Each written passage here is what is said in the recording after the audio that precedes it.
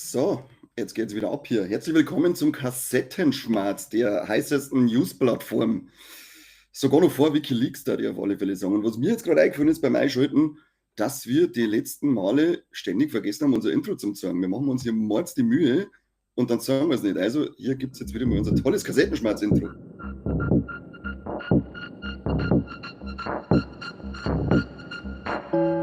Hier ist der beste bayerische Podcast der Welt mit den Kassettenthemen.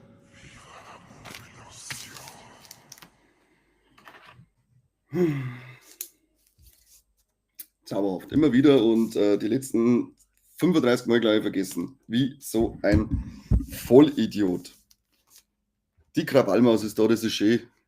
Zur Zeit ist wegen los im Kassettenschmerz. Ich weiß nicht, wollte Leute noch mal wissen, was los ist in Hollywood. Ist ja aktuell zu heiß draußen, dass lieber ausgegangen. Ich weiß nicht, was Leute treiben. Das einzige Wahre ist in der Regel, dass man vor dem Affenkasten sitzt und Kassetten schaut oder einen Kassettenschmerz oder zockt oder irgendwas im abgedunkelten Raum macht und nicht draußen in der ekelhaften Hitze, wo ihm die ganze Zeit das Arschwasser in die Ritze läuft. Dampfe habe ich dir. Das ist schön, dass du bist. So, jetzt kicken wir mal, was wir da heute haben. Ich habe heute wieder Unboxing-Material dabei für euch. Einmal haben wir hier Pokémons und One Piecens. Wird sauber geunboxed. Und jetzt weiß ich ja schon zumindest bei One Piece, auf welche Karten dass ich schauen muss, die tausende Euros wert sind, weil ich dann in Zukunft, was würde ich sagen, jetzt habe ich gerade einen Phone verloren, weil ich dann in Zukunft zumindest live ausrasten kann, wenn ich eine von den Karten zeige. Aber bei den Pokémon-Karten weiß ich es immer noch nicht. So, jetzt pass auf, jetzt schauen wir da mal kurz nebenbei nur, dass wir die richtigen News-Seiten da haben.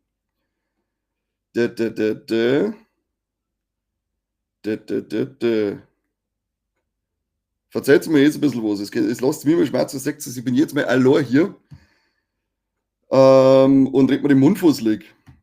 Kannst zumindest einen Chat aufleben lassen. So, erste wichtigste Rolle auf alle Fälle ist Nicolas Cage im Gespräch für die 5. Staffel True Detective. Wie geil war denn das in Nicolas Cage in so einem Format zum singen? Weil auch wenn ich die ganzen anderen Filme jetzt geil fand oder einen Großteil von den letzten Filmen und seine Rollen, aber ich dachte mir gerne mal wieder in so einer richtig hochformatigen Produktion singen, unseren lieben Nicolas. Over.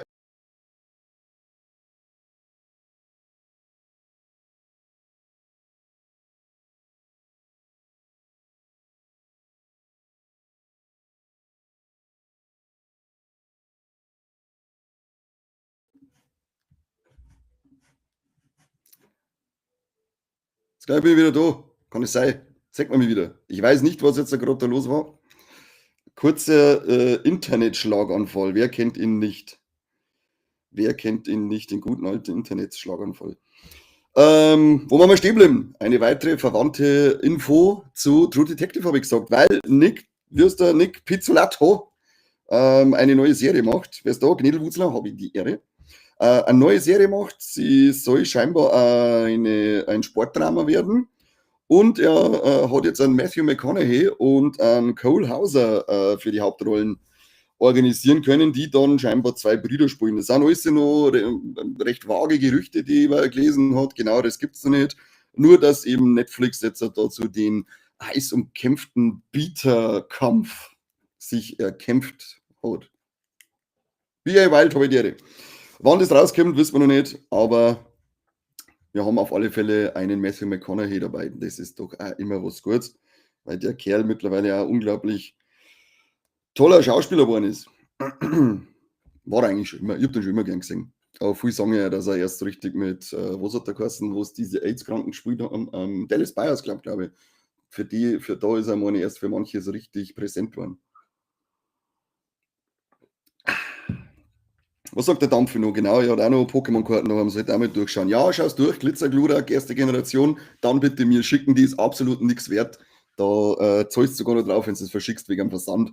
Den darf ich dir sponsern. Traurige Nachricht, zumindest für mich, weil Dexter Original Sin ist jetzt nach der ursprünglichen Verlängerung doch gecancelt worden. Es wird keine zweite Staffel geben, finde ich sehr schade, weil ich die erste Staffel ziemlich cool gefunden habe. Geile Idee gewesen. Kann an sich ja, glaube ich, sogar fast so stehen bleiben. Jetzt weiß ich gar nicht mehr auswendig, ob da viel offene Themen waren. Ja, wir haben mit Dexter Resurrection zwar weiterhin Dexter Material, aber wie gesagt, ich hätte gern weiter mehr von dem jungen Dexter gesehen. Am meisten hat man in Herrschaft des Feuers, war auch ein sehr geiler Film. Sehr geiler Film. Und so habe war früher ein B-Movie oder ist als B-Movie betitelt worden und schaut hochwertig aus als halt manche AAA-Blockbuster-Kinoproduktionen. Aber was wissen wir mir schon? Was wissen wir mir schon? Wir haben für Highlander, gibt ja ein neues Film-Reboot mit dem Henry Cavill in der Hauptrolle, ein neues Casting dazu gekriegt, nämlich einmal den Dave Bautista, dann einen Russell Crowe, die Marisa Abela und Karen Gillian, glaube ich.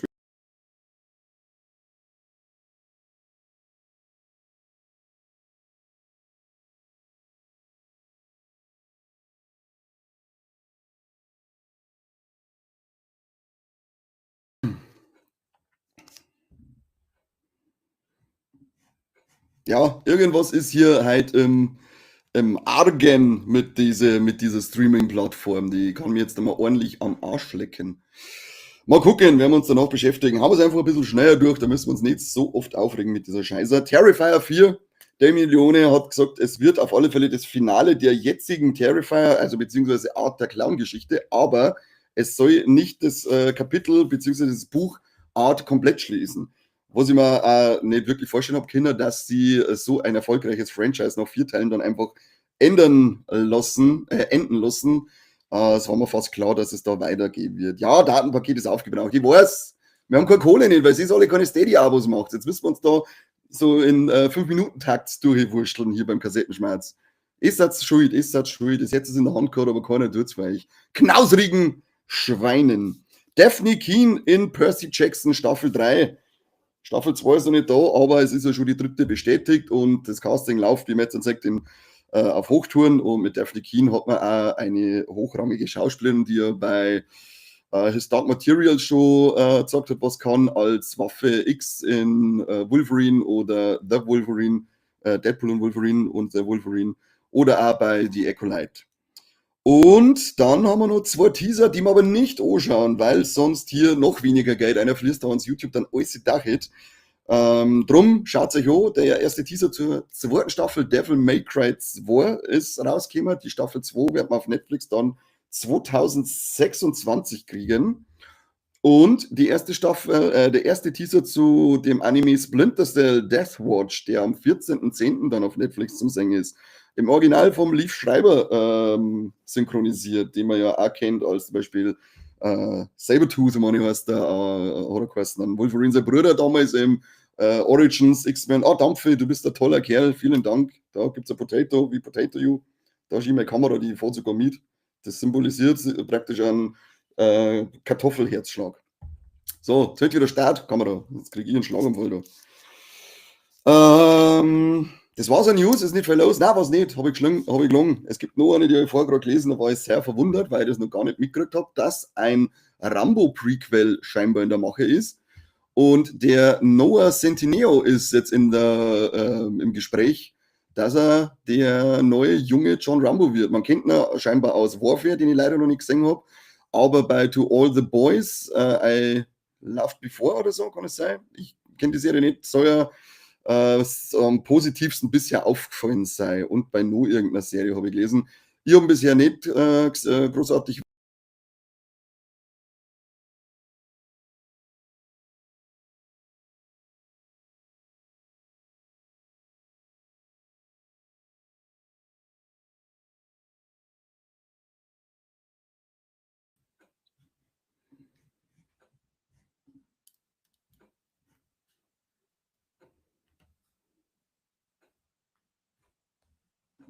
So, das ist mal Streaming-Qualität par excellence, würde ich sagen.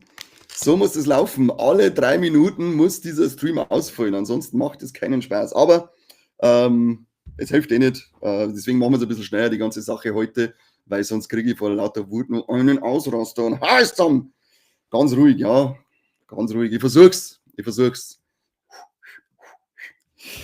Für die nächsten 3 Minuten gibt es einen Zwickel von Gnedelwurzler. Vielen Dank, dafür gibt es auch wieder Potato. Schauen wir mal, ob es wirklich 2 Minuten sind. Wenn nicht, es gibt keine Rückerstattung. Ne? Ist mir scheißegal. Du hast jetzt 2 Euro zahlen und die 2 Euro bleiben hier in dem Pot. Wo waren wir? Beim Noah Centineo, der den neuen jungen John Rambo spielen soll. Mir bisher noch nicht aufgefallen. Bei Black Adam war er auch dabei. Mal gucken, was das wird.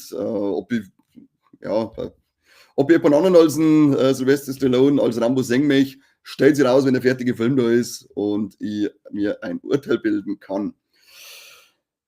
Schau, da haben gleich natürlich gleich ab aus dem Stream bei sowas unprofessionell. Ist eh klar, ich kann euch nicht mehr besser. Ich bin auf Charlie Sheen as fuck Netflix gespannt. Was?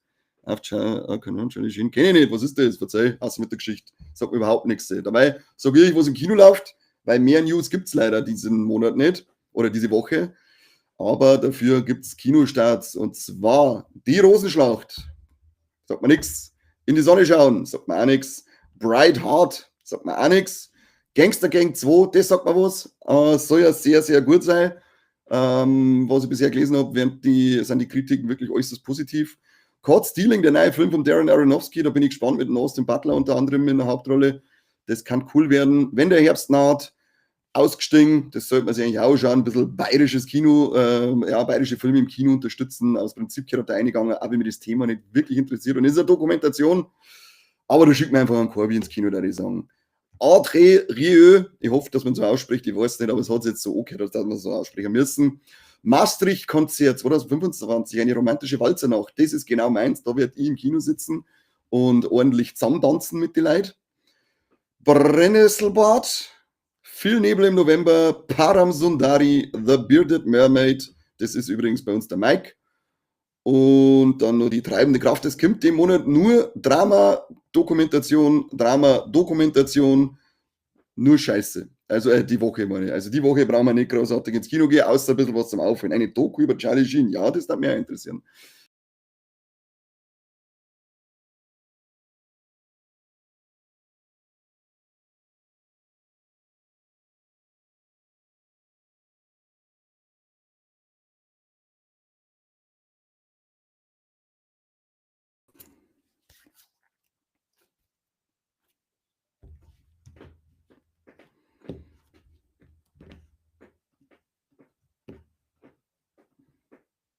Da, sind wir wieder da. Knädelwurzler, waren das 2 Minuten? Ich weiß es nicht. Aber wie gesagt, mir scheißegal, keine Rückerstattung. Hast du Abyss in Made in Abyss Staffel 2 schon? Nein, habe ich noch nicht. Ich bin nur bei Staffel 1, weil ich ja nochmal von vorn durchschaue.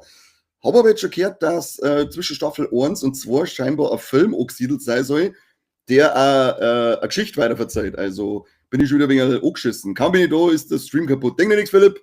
Das war jetzt ungefähr der 4. Ausfall. Irgendwas ist mit meiner Streaming-Plattform. Und darum fällt ungefähr alle 3 Minuten jetzt gerade der Stream aus, aber ich komme dann immer gleich wieder und hau deswegen den Kassettenschmerz ein wenig schneller durch.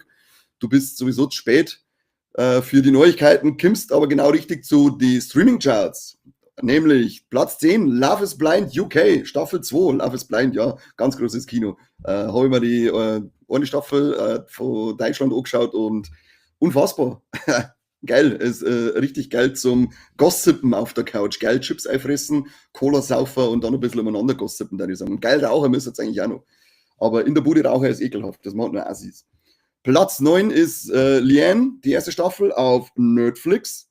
Dann haben wir Platz 8, America's Team, The Gambler and His Cowboys auf Netflix, die erste Staffel. Platz 7, erste Staffel von Wednesday, wird immer noch sauber gerewatcht, so wie es ausschaut. Platz 6, Untamed, auch auf Netflix. Dann haben wir The Summer I Turned Pretty, die 3. Staffel. Auf den Sommer warte ich auch noch. Das ist der 5. Platz auf Prime Video. Wir haben Platz 4 mit Butterfly, die erste Staffel, auch Prime Video. Fit for TV, The Reality of the Biggest Loser ist die erste Staffel, eine Doku scheinbar, denke ich mal, auf Netflix. Dann haben wir Wednesday jetzt auf Platz 2, die 2. Staffel. Denn Platz 1 haben sie jetzt The Hunting Wives geschnappt, die erste Staffel auch auf Netflix. Sagt mir überhaupt nichts an The Hunting Wives, hat das schon jemand gesehen? Kann das was erzählt sie mir da dran im Chat jetzt? Gerade Made in Abyss, Seelen der Finsternis, sehr zu empfehlen. Wo kann ich den schauen, Gnedelwurzler? Wo? Gäb, schneller. Tu mir einen äußerst legalen Link hier. Endlich wieder Love is Blind, der Korbi ist sicher auch schon heiß. Ich habe mir das ja, wie gesagt, auch angeschaut und ich habe tatsächlich viel lachen müssen. Ich habe viel Spaß gehabt, als ich es angeschaut habe. Vor allem, wenn man zu zweit schaut und neben dir der gleiche Trottel sitzt, dann ist es gleich noch witziger, wenn man dann miteinander lästern kann. Aber das andere ist jetzt in UK. Ich verstehe ja kein Wort Englisch, kann es mir nicht anschauen. So, Unboxing, Leute. Pokémon, stürmische Funken wird geunboxed. Da wieder wegen Retro unterwegs, da die aktuellen ewige Rivalen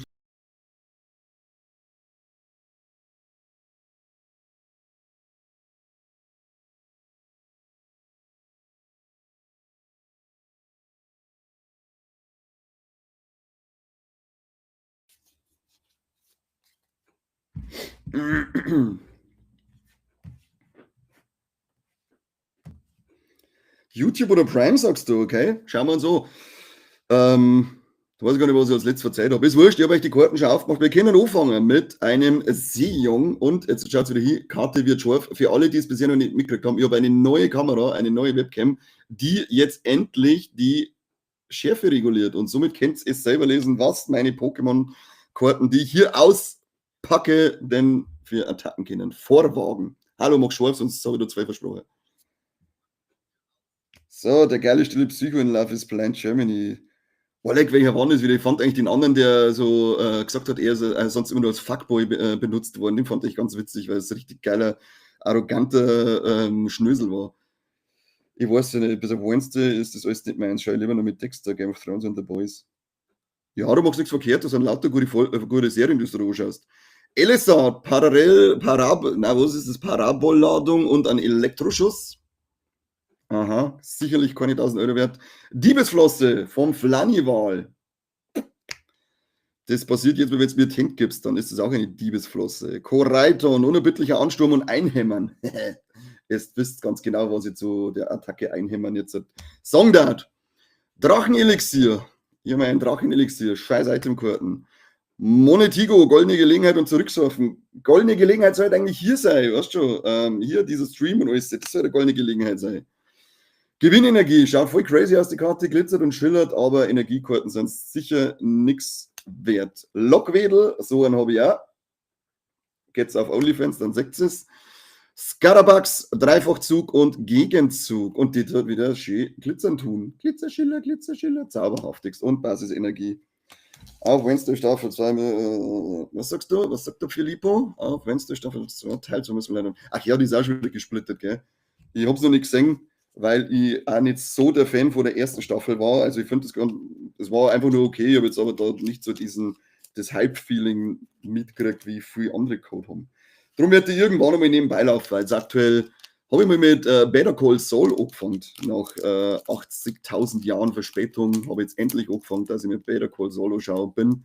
Aber erst bei 3 Folgen, kann ich nicht viel dazu sagen, nur dass es schon mal nicht so schlecht ist. Und der erste Cameo vom alten Breaking Bad Bekannten war auch schon mal sehr geil. Machen wir Fackel 2, wenn ich es aufkriege, Schweins One Piece Karten. Bis dahin wird sicher der Stream noch mal abstürzen. Aber zumindest sind die Karten schon mal ausgepackt. Und ich kann